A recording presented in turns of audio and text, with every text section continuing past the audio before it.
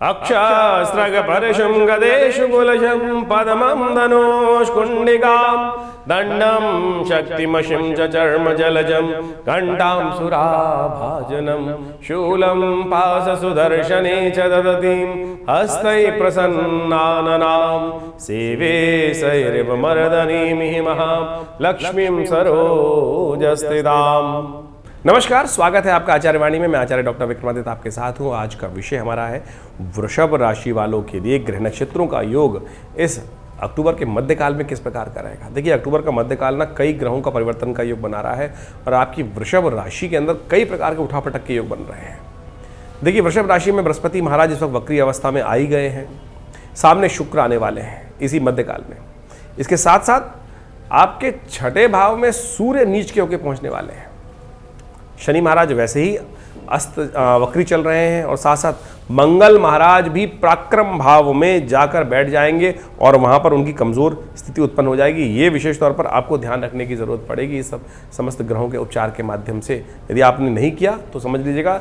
देखिए, हमें संसार में कुछ समय मिला है करने के लिए और ज्योतिष वही बताता है कि ये सब समय जो है हम कैसे खराब चीज़ों को ठीक कर लें। रेमेडियल एस्पेक्ट है एस्ट्रोलॉजी का। ऐसा नहीं है कि जो है चल रहा है चलता रहेगा, जिसको हम कुछ नहीं कर सकते। लेकिन यदि हम सही दिशा पकड़ लें, सही ज्ञान प्राप्त कर लें, तो कैसी भी अशुभ स्थिति को, कैसे भी खराब स्थिति को परिवर्तन करने का योग बना सकते हैं। सब बृहस्पति और शुक्र का समसप्तक योग विश्व के लिए तो अच्छा नहीं है। इस बात का ध्यान रखते हुए कार्य करना चाहिए हमको। आपके लिए कैसा रहेगा ये सब परिवर्तन, ये भी आप सिलसिलेवार तरीके से समझें। 13 तारीख की दिन बात करें, रविवार का अवसर, दशमी तिथि विद्यमान है और कुंभ राशि में विशेष तौर पर चंद्रमा का परिवर्तन का योग बन रहा है और ये आपके लिए कार्यों में सफलता बनाने का रास्ता बनाएगा। जो भी आप कार्य कर रहे थे उसमें पॉजिटिव रिजल्ट्स लाने का समय आ गया है, उसमें लग जाइए, रास्ता प्राप्त होगा। शुक्र भी परिवर्तन की तरफ जा रहा है। वृश्चिक राशि में शुक्र प्रवेश कर रहे हैं आपके सप्तम भाव में, छठे से निकलकर सप्तम भाव में। बवालों को शांत करने का योग बन रहा है आपके लिए और ऐसे में कोशिश करें, गौ पूजन नित्यपति करेंगे तो ये योग भी आपके लिए शुभ रहेगा। आपके लिए सर्वार्थ सिद्ध योग विद्यमान है। नए कार्य आरंभ करने के लिए बड़ा शुभ मुहूर्त बना हुआ है। 14 तारीख सोमवार का अवसर, एकादशी तिथि और साथ साथ द्वादशी तिथि, द्वादशी क्षय हो रही है और ग्रह नक्षत्रों का योग आपके लिए सफलता का योग बनाता दिखाई दे रहा है। यदि विचारों को ठीक रखें, कोशिश करें केसर का तिलक माथे पे रखें और केसर युक्त गंगा जल और साथ साथ चंदन से मिला हुआ गंगा जल से भगवान का अभिषेक करिए। भगवान शंकर, भगवान विष्णु का और शालिग्राम जी का, उनका चरणामृत ग्रहण करें। समस्त पापांकुशा एकादशी कही जाती है, पापों पे अंकुश लगाने वाली, पापों को क्षय करने वाली एकादशी। तो इसका विशेष तौर पर बड़ा महत्व है। आमतौर पे हम सब लोग इसी पे डरते रहते हैं हमारे द्वारा कोई गलत ना हो जाए। हमारी संस्कृति है कि एक सेकंड में ही यदि भगवत का ध्यान कर लिया जाए तो सप्त जन्म कृतम पापम स्मरणेन विनश्यति।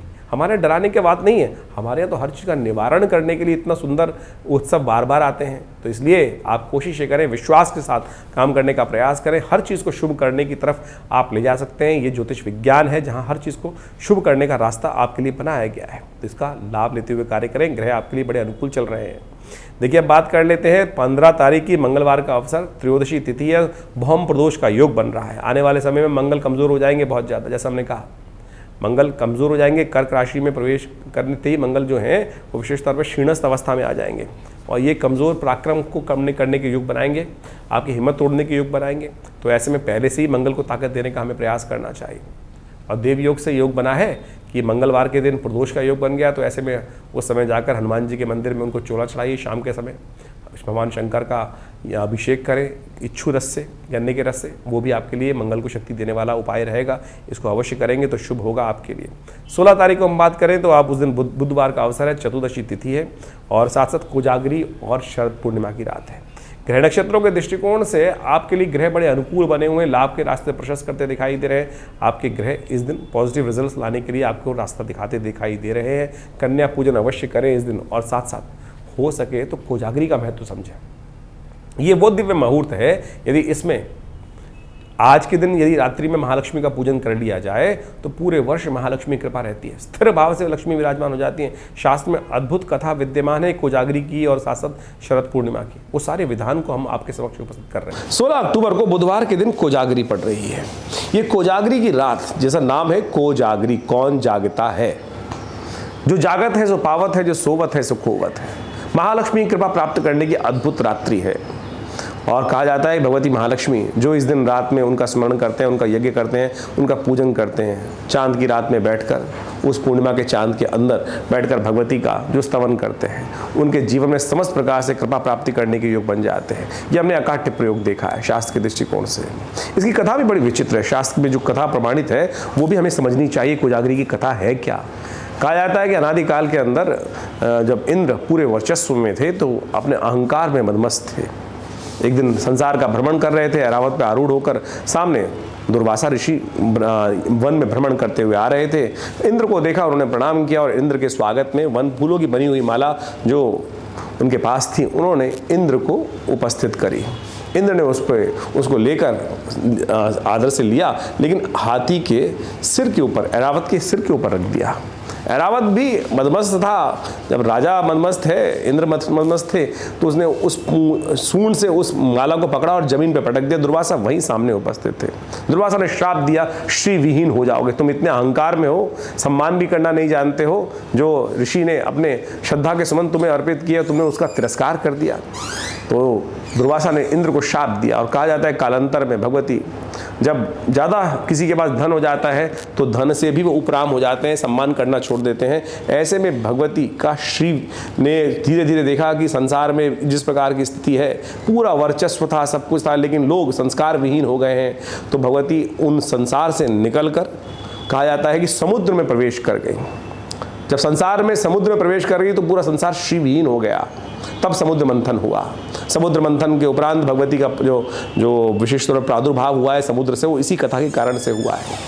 तो कहा जाता है कि उसी श्राप के कारण से इस दिन सुंदर रूप से जो भगवती की आराधना करते हैं, माँ भगवती कृपा प्राप्त करने के निमित्त, कहा जाता है इंद्र पर आरूढ़ होकर, जो विशेष तौर पर ऐरावत पर आरूढ़ होकर इंद्र के साथ भगवती महालक्ष्मी स्वयं पूरे संसार का भ्रमण करती हैं इस दिन। और जो भगवती का स्तवन करते हुए मिलते हैं, जो जागते हुए मिलते हैं, कौन जागता है? कोजागरी की रात, शरद पूर्णिमा की रात बड़ी अद्भुत है।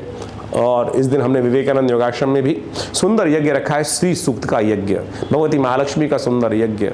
उसमें आप स्वयं भी अपने घर में बैठ के करें। कहा जाता है कि बिल्व पत्र के पेड़ के नीचे बने हुए यज्ञ कुंड के नीचे में स्थित होकर भगवती की आराधना करने के लिए सुंदर जो योग बनाते हैं, संकल्प करते हैं, पूजन करते हैं, भगवती की महालक्ष्मी के सुंदर स्तवन का पाठ करते हैं। इस तरह जो ऋग्वेद के अंदर आए मंत्र का, ओम हिरण्यवर्णाम हरणिम सुवर्ण रजस्रजाम चंद्राम हिरण्मयीम लक्ष्मीम जातवेदो माव ताम आव जातवेदो लक्ष्मी मनमगामिनीं यस्याम हिरण्यम विंदेयम गामश्वम पुरुषानम अश्वपूर्वाम रथमध्याम अस्तिनाथ प्रमोदनीं शम देवीं पवै श्रीमादिम जुक्ताम। इस प्रकार से पूरे 16 मंत्र हैं।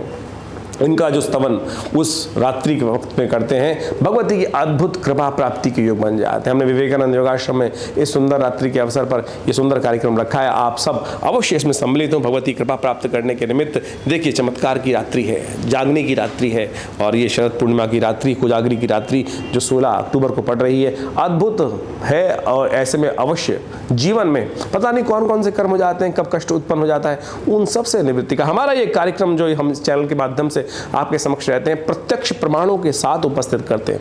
ज्योतिष केवल ग्रहों का खेल नहीं है। ग्रह तो खेल खेलते हैं, उसको रेमेडियल एस्पेक्ट जानने के लिए जो रेमेडियल एस्पेक्ट है वो तो ये निवारण और कारण और निवारण है। ग्रह तो कारण है, कारण का निवारण क्या है? वो परमात्मा की आराधना है। क्यों वंचित होते हो कष्ट से, कष्ट में क्यों रहते हो, इस बात को ध्यान रखते हुए कार्य करें। तो इसको करेंगे तो बहुत शुभ रहेगा, अद्भुत रहेगा, कल्याण का योग बनने वाला रहेगा आपके लिए। देखिए वृषभ राशि वालों, आपने समझा कि अभी आपकी राशि के दृष्टिकोण से कोजागरी का कितना महत्व और क्या हमें करना चाहिए। अब आप समझ लीजिए 17 तारीख का ग्रह नक्षत्र क्या योग कह रहा है आपके लिए। 17 तारीख को ग्रह योग कह रहे हैं, बृहस्पतिवार का अवसर, पूर्णिमा तिथि, सत्य व्रत इसी दिन किया जाएगा, और साथ साथ महाराज का भी अवसर है, और संक्रांति भी बन रही है इस दिन। तुला राशि में प्रवेश कर रहे हैं सूर्य। ये विशेष तौर पे आपको समझना चाहिए, सूर्य महाराज ये जो परिवर्तन का योग बना रहे हैं, ये आपके लिए थोड़ा सा अच्छा नहीं है। ये आपको कई प्रकार की समस्याएं उत्पन्न करने के योग बना सकते हैं। शारीरिक तौर पे दौर्बल्य, थोड़ी अननेसेसरी की वीकनेस, कार्य करने में थोड़ा सा मन उच्चाट होना, क्योंकि सूर्य आपकी राशि के दृष्टिकोण से सुख के भाव के मालिक हैं और वो छठे भाव में जा रहे हैं, कमज़ोर अवस्था में जा रहे हैं। तो ऐसे में उनको शक्ति देने की ज़रूरत है। और शक्ति पुराण में ही लिखी है, किस प्रकार से, शास्त्रों में ही लिखी है। आमतौर पर हमें समझ नहीं जाता, कोई किसी ज्योतिषी के पास जाते हैं तो सबसे पहले वो कह देता है भैया ये रत्न पहन लो, खुद नहीं पहन रहा है रत्न। देखिए, रत्न में ही अगर सब कुछ शक्ति होती तो संसार कर लेता ठीक। हमारे शास्त्र को, कथाओं को समझें। ज्योतिष का निवारण का भाग जो है, उपायों का भाग जो है, पुराणों में कथा के माध्यम से उपस्थित किया गया है। कार्तिक का महीना, कार्तिक के महीने में जो सूर्य है वो कमज़ोर माने जाते हैं आमतौर पे, और कार्तिक के महीने में एक दिव्य उपाय शास्त्र में वर्णित है, वो बड़ा छोटा सा उपाय है कार्तिक स्नान का। कार्तिक में भगवान विष्णु की पूजा के साथ साथ स्नान का बड़ा महत्व कहा गया है। कहा जाता है कि जो कार्तिक में स्नान करता है उसके समस्त कष्ट दूर हो जाते हैं, आरोग्यता प्राप्त हो जाती है। क्यों? क्योंकि सूर्य जो है आत्मा का प्रतीक है, सूर्य इस सौरमंडल के मालिक हैं और वो क्षीणस्थ हो जाते हैं कार्तिक के अंदर जाके। तो पुराणों में ऋषियों ने इस कथा को एक शुगर कोटेड ढंग से उपस्थित कर दिया कि कार्तिक में अपने भगवान विष्णु की उपासना के लिए, पुण्य को जगाने के लिए जल्दी सूर्य उदय से पहले स्नान करके सूर्य को जल देना चाहिए। सूर्य नारायण है, साक्षात नारायण है, तो उनका पूजन हो जाता है।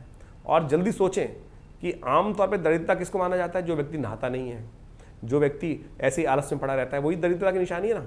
और जल्दी आपने खुद देखा होगा, जिस दिन आप जल्दी नहा नो के तैयार होकर पूजा पाठ करके निवृत्त हो जाते हैं, उस दिन जो लोगों ने 10 बजे के बाद काम करने वो पहले ही आप करके निपटा लेते हैं और आपका टाइम टेबल भी सेट हो जाता है। तो ये सूर्य को बल देने का तरीका जो पुराण में बताया गया है, यही वास्तविक उपाय है। तो इसलिए नग वग के चक्कर में हटो। ये जो ज्योतिषियों ने आज की तारीख में तथाकथित तौर पर मार्केट बना ली है, पूरे विश्व में बने बनाए स्टोनों को बेचकर, ये नहीं है कि नग खराब है, नग बिल्कुल अच्छे हो सकते हैं, लेकिन इतने नग हैं कहाँ जो हर गली कूचे में आज की तारीख में ज्योतिषी लोग बेच कर आपकी उंगलियों में पहने घूमते हैं। आप तो इस फालतू के कम से हटने का प्रयास कीजिए। जो हम आपको समझाने का प्रयास करें, समझेंगे तो बहुत अच्छा रहेगा आपके लिए। तो अब हम बात कर लेते हैं 18 तारीख की। 18 तारीख कार्तिक का महीना आरंभ हो रहा है इस दिन, और पुण्य हमने आपको बता ही दिया। ग्रह नक्षत्रों के दृष्टिकोण से यदि हम समझें, आपके लिए थोड़ा दिन भारी दिखाई देता है। स्वास्थ्य का ध्यान रखिएगा, अननेसेसरी खर्चों से बचिएगा, ये आपके लिए बहुत ज़रूरी है। सर्वार्थ सिद्धि योग है इस दिन, नए कार्यों को करना आपके लिए अच्छा रहेगा। गौ पूजन करने से समस्त कष्ट दूर होंगे। 19 तारीख का दिन शनिवार का अवसर, द्वितीया तिथि विराजमान है इस दिन, और साथ साथ वृषभ राशि में जो ग्रहों का चंद्रमा परिवर्तन करके जा रहे हैं, गजकेसरी योग का निर्माण कर रहे हैं आपकी राशि में। आपकी राशि में बृहस्पति बैठे हैं, उसका चंद्रमा आ जाएंगे, और ये 2-3 दिन आपके लिए अच्छे रहेंगे। जो सुबह थोड़ी भारी योग बनते हैं, शाम तक आते आते कहीं ना कहीं कुछ पॉजिटिव रिजल्ट्स आपके सामने आने, सूचना आनी शुरू हो जाएंगे, और 2-3 दिन में कहीं ना कहीं लाभ के योग भी दिखाई देंगे। शनिवार है, शनि को मना लीजिए। शनि महाराज इन दिनों कष्ट में चल रहे हैं, वक्री चल रहे हैं, 15 नवंबर तक वक्री चलेंगे। तो ऐसे में क्या करना है आपको? हनुमान चालीसा का पाठ, शनि के निमित्त काली चीज़ों का दान, साबुत उड़द का दान, ये सब करिए, कल्याण होगा। 20 तारीख का दिन रविवार का अवसर है, तृतीया तिथि है, और साथ साथ चतुर्थी का भी योग बन रहा है। करवा चौथ का दिन है। ग्रह नक्षत्रों के दृष्टिकोण से ये योग आपके लिए अच्छा है, आपके लिए पॉजिटिव रिजल्ट्स वाला रहेगा। विश्वास को दृढ़ करते हुए कार्य करें, और ये दिन ही विश्वास का है। करवा चौथ क्या है? संकल्प का विषय है। व्रत कर सोचें कितना, एक अगर कोई बात करे, आप कोई कम्युनिस्ट खड़ा हो जाए तो कहेगा ऑर्थोडॉक्स बात है, क्या विचार करने से क्या हो सकता है? अरे विचार ही तो सब कुछ करता है। हमारी कथाओं के माध्यम से, शास्त्र के माध्यम से इस संसार की रचना ब्रह्मा जी ने विचार से ही करी, संकल्प लेकर कि आज इसका प्रादुर्भाव, इसका बना दिया, इसको बना दिया, विचार से ही तो सब कुछ हुआ। आप विचार ही नहीं होगे तो क्या कुछ कर पाओगे? किसी कार्य को करने से पहले विचार मन में उत्पन्न होता है, फिर आप जागते हैं और फिर उसको कार्य करने का प्रयास करते हैं। तो विचार से ही सब कुछ होने के योग बनते हैं, इस बात का ध्यान रखना चाहिए। तो आज करवा चौथ जो है वो विचार, संकल्प का विषय, और सामने भगवान का दर्शन करते हुए जब किया जाता है। और चंद्रमा जो है मन का मालिक है, और विशेष तौर पर मंगल जो है ना वो खराब होने जा रहे हैं। मंगल कर्क राशि में प्रवेश कर जाएंगे, कमज़ोर हो जाएंगे, आपके पराक्रम में कमी लाने के योग बनाएंगे। तो ये उपाय इस दिन अवश्य करें। चंद्रमा दर्शन करें, गणेश का पूजन करें, और मंगल का ध्यान रखिएगा। आने वाले कुछ समय तक अलग से एक वीडियो बनाएंगे हम, और आपके समक्ष वो सारी बातें उपस्थित करेंगे। बात और ध्यान कर लीजिए, आजकल बहुत सारे लोग हमारे नाम से का दुरुपयोग करते हुए कार्य कर रहे हैं। कोई भी हमें, आप किसी को व्यक्ति को फ़ोन कर लेता है और कह देता है कि मैं आचार्य विक्रमादित्य बोल रहा हूँ, या गुरुजी से बात करा देता हूँ। देखिए, मेरे से बात करने के लिए आपको विवेकानंद योगाश्रम में आना पड़ेगा, इस बात का आप ध्यान रखें। बहुत सारे लोग हमसे बात करने के लिए, या हमारे किसी व्यक्ति के नाम पर, कई लोग हमारे पास सूचना आ रही है, कोई हमारे भाई के नाम से बात कर लेता है। तो इस बात को आप ध्यान रखें कि कोई भी अगर किसी को मिलना है हमसे, तो विवेकानंद योगाश्रम में बात कर सकते हैं, मिल के बात कर सकते हैं, या डायरेक्टली बात करनी है तो अपॉइंटमेंट लेकर फेस टाइम पर बात करने का प्रयास कीजिए, या व्हाट्सअप लाइव वीडियो में बात करने का प्रयास कीजिए। अन्यथा बहुत सारे लोग किसी को बरगलाने का प्रयास कर सकते हैं। समाज बड़ा विचित्र हो रहा है। तो ये हमने आपकी सूचनार्थ ये बात रखी है। आशा है विश्वास रखेंगे और समझें क्या कुछ ग्रह नक्षत्रों का प्रभाव है, वो तो हम आपको बता ही रहे हैं, और जानिए अभी ज्योतिष का ये जो प्रभाव है, ये गोचर का प्रभाव, ये आपने समझा। इस गोचर के प्रभाव के कारण से ही जीवन में कई प्रकार के योग बनते हैं। देखिए, वैसे तो ये 12 राशियों के हिसाब से गोचर का प्रभाव हम आपके समक्ष उपस्थित करते हैं, लेकिन इसके अलावा आपकी जन्मपत्री जो है बहुत बहुत महत्वपूर्ण होती है, क्योंकि उसी वास्तु दृष्टिकोण से, जन्मपत्री के दृष्टिकोण से ही आपको समझा जा सकता है कि क्या कुछ ग्रहों का प्रभाव आपके ऊपर होने वाला है। जैसे इसको इस प्रकार समझ लीजिए बड़े आसानी से समझने के लिए कि जन्मपत्री और गोचर में क्या फ़र्क है वास्तविक तौर पर। दिन पर दिन हर रोज़ सूर्य निकलते हैं और हर रोज़ सूर्य अस्त होते हैं, चंद्रमा निकलते हैं, समस्त प्रकार के तारामंडल इत्यादि होते हैं, हवाएं चलती हैं। तो ये तो हर जितने भी इस धरा पे प्राणी हैं उनके लिए उसी प्रकार का प्रभाव पड़ रहा है। लेकिन आप कहाँ विद्यमान है, किस प्रकार का आपका स्वभाव है, किस प्रकार का है, वो हर व्यक्ति की फितरत अलग अलग प्रकार की होती है। मौसम सबके लिए सेम है, वो परिस्थितियां सबके लिए सेम है, 365 दिन सबके लिए सेम चल रहे हैं, वातावरण का प्रभाव चल रहा है और उसी का प्रभाव आपके हर व्यक्ति पर अलग अलग किस्म का प्रभाव वो उपस्थित कर रहा है। ऐसा नहीं है कि कोई बीमारी आई सब लोग उससे ग्रसित हो गए, बहुत सारे लोग बच जाते हैं। जो वास्तविक तौर पर हर रोज़ कईयों की किस्मत जागती है, कईयों की किस्मत सो जाती है। वो जबकि सूरज तो सेम निकला, हवाएं तो सेम चली, वातावरण की स्थिति भी सेम रही, एक घर में रहने वाले सभी लोग उसी प्रकार से हैं, लेकिन सबके लिए वातावरण सेम रहा, लेकिन परिवर्तन हर व्यक्ति के हिसाब से अलग अलग है। यही जन्मपत्री को समझने का तरीका है। तो गोचर का प्रभाव जिस प्रकार से नित्यपति ग्रहों का परिवर्तन हो रहा है वो सब पर पड़ रहा है, लेकिन हर व्यक्ति के हिसाब से अलग, क्योंकि वो परिस्थिति में हर व्यक्ति अलग अलग परिस्थिति में है। उसको देखने के लिए, निष्कर्ष निकालने के लिए जन्मपत्री परम आवश्यक रहती है। आपके ग्रह नक्षत्र जन्म के समय पर किस प्रकार के थे, कौन सा कितना अकाउंट आप लेकर आए हैं भोग्य का, कितने प्रकार का भोग्य आपके जीवन में, भुक्त और भोग्य जो निकाला जाता है, क्या प्रभाव आपके जीवन में आने वाले समय में है ग्रह नक्षत्रों के दृष्टिकोण से, उसको समझने के लिए सबसे पहले अच्छे से चीज़ों को विवेचना करने की जरूरत पड़ती है और वो सबसे महत्वपूर्ण रहेगा। जन्मपत्री का गोचर का प्रभाव तो ये केवल आपको आभास दे सकता है ये कुछ होने के योग है। बहुत सारे लोग बार बार प्रश्न कर लेते हैं कि 12 भागों में आप पूरे विश्व को कैसे विभाजित कर सकते हैं। देखिए उसका प्रभाव है ना, तो मैंने आपको समझाने का जो हमने प्रयास किया है उसको आप अच्छे से समझ सकते हैं। इसमें तर्क कुतर्क करने की खास कोई ज़रूरत नहीं है। तो जो समझना चाहते हैं वो इसका प्रभाव ले सकते हैं, जो समझना चाहें उसका लाभ लेना चाहें ज्योतिष की गणनाओं का, तो उनके जीवन में उसका प्रभाव वो स्वयं महसूस कर सकते हैं। तो हमने इसके ऊपर बहुत वृहद रूप से वर्णन करने का प्रयास किया है और समय समय पर हम आपके समक्ष उपस्थित रहते हैं। और ज्योतिष को वास्तविक तौर पर हमें समझना चाहिए वैदिक दृष्टिकोण से, पौराणिक दृष्टिकोण से। हम अनेक प्रकार के उपाय अपने इस कार्यक्रम के माध्यम से आपके समक्ष रखते हैं और प्रयास करते हैं कि सब पौराणिक मत के अनुसार से ही उसको आपके समक्ष उपस्थित करने का प्रयास करें।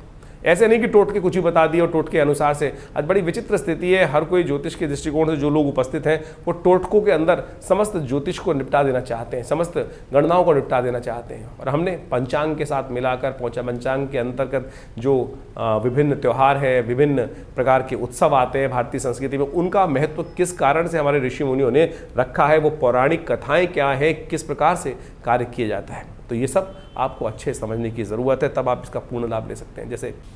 जैसे करवा चौथ इत्यादि, कोजागरी का व्रत विशेष तौर पर इन्हीं दिनों आने वाला है, इसी अक्टूबर के मध्यकाल में। ये सब बड़े महत्वपूर्ण हैं, ये इतने चमत्कारिक मुहूर्त हैं। यदि हम अपने उस चमत्कारिक विधि को, भारतीय संस्कृति में जो विधि बताई गई है उसको ढंग से कर लें तो आप सत्य माने विशेष तौर पर अद्भुत प्रकार से लाभ के योग बन जाएंगे, कष्टों को दूर करने के योग बन जाएंगे। कोजागरी का व्रत ऐसा ही चमत्कारिक व्रत है जो भारतीय संस्कृति में बताया गया है। हमने आपके समक्ष उसकी कथा भी उपस्थित करी और सत्य मान लीजिए कि यदि आप इस कोजागरी के व्रत पर सही रूप से शास्त्र के दृष्टिकोण से जो प्रोसेस बताया गया है उसको नित्यपति उस दिन कर लें, उस कोजागरी की रात पर, तो आप देखिएगा भगवती कृपा अद्भुत रूप से आपके जीवन में। देखिए हम सब कर्म के अनुसार, कर्म प्रधान विश्व रचा का, मैं और आपके जीवन में जो कुछ घटनाएं घट रही हैं किसी के कारण से भी किसी के जीवन में भी घट रही हैं, वो सब कर्म के कारण ही है। चाहे वो अभी के कर्म है, चाहे पूर्व जन्म के कर्म है, या मनसा वाचा किसी प्रकार के कर्म है। तो आप समझें जो जीवन में हमको पुण्य मिल रहे हैं वो भी हमारे शुभ कर्मों के हिसाब से मिल रहे हैं, जो दुख मिल रहा है वो भी कहीं ना कहीं अशुभ कर्म जो हुए उनके कारण से मिल रहे हैं। तो उन्हीं को प्लस माइनस करने के लिए ये विभिन्न पुण्य काल जो शास्त्र में वर्णित हैं, प्रयोग शास्त्र में वर्णित हैं, उनको समझते हुए हमें करने का प्रयास करना चाहिए। और हम उसी मत से अपने इस चैनल के माध्यम से आपके समक्ष उन सब तथ्यों को उपस्थित करने का प्रयास करते हैं। जो समझने वाले समझ गए, जो ना समझे वो उनके ऊपर है। विशेष तौर पे हम तो शास्त्र के दृष्टिकोण से जो जिस प्रकार के परिवर्तन का योग बन रहा है वो आपके समक्ष उपस्थित कर रहे हैं। और विवेकानंद योगाश्रम जो हमारा संस्थान है पिछले करीब 50 सालों से, 60 सालों से लगातार इस क्षेत्र में, आध्यात्म के क्षेत्र में, धर्म के क्षेत्र में और विभिन्न चिकित्सा के क्षेत्र में कार्य कर ही रहा है। आश्रम में नित्यपति, जैसा हमने आपको कई बार बताया, अवगत कराया है कि 8 घंटे नित्यपति यज्ञ चलता है भगवती दुर्गा का। चमत्कारिक शिव विग्रह उपस्थित है जो 500 साल पुराना है और वो विशेष तौर पर मुल्तान से आज़ादी के समय पर हमारे इस आश्रम पर पधारा और वो उन्हीं के सानिध्य में आज ये समस्त कार्य आश्रम पे किए जाते हैं। एक बहुत बड़ा प्राकृतिक चिकित्सा योग का अस्पताल है जो भारत सरकार के पैनल पर है, दिल्ली गवर्नमेंट के पैनल पर है, और योग, प्राकृतिक चिकित्सा, आयुर्वेद इत्यादि के संबंध में सुंदर रूप से हम लगातार उन सब संबंधों में चिकित्सा सुविधाएं वहाँ उपस्थित करते हैं। विभिन्न आश्रम की पुस्तकें हैं जिनके द्वारा से हमने जो शोध संस्थान से के माध्यम से किया उन सबको उसमें विशेष तौर पर उपस्थित करने का प्रयास किया, चाहे वो मंत्र के संबंध में हो, चाहे वो यंत्र के संबंध में हो, चाहे वो मुद्राओं के संबंध में हो, चाहे वो यज्ञ इत्यादि के संबंध में हो, भारतीय संस्कृति के संबंध में हो, कुंडली महाविज्ञान, योग विज्ञान, इन सब पर विभिन्न पुस्तकें हमारे आश्रम से प्रकाशित हैं और वो सब भी आप आश्रम से जुड़कर प्राप्त कर सकते हैं। और हर रोज़ जो कार्यक्रम चलते हैं विभिन्न प्रकार के, उनमें भी हम आपको साथ साथ निमंत्रण देते ही रहते हैं। रविवार को एक विशेष कार्यक्रम होता है जो करीब करीब सुबह 8 बजे से लेकर 11 बजे तक रहता है। भंडारे की सुंदर व्यवस्था रहती है। आप सब इन समस्त कार्यक्रमों से जुड़ेंगे तो आनंद रहेगा और आश्रम के साथ जुड़कर आप भी अपने भाग्य को चमका सकते हैं।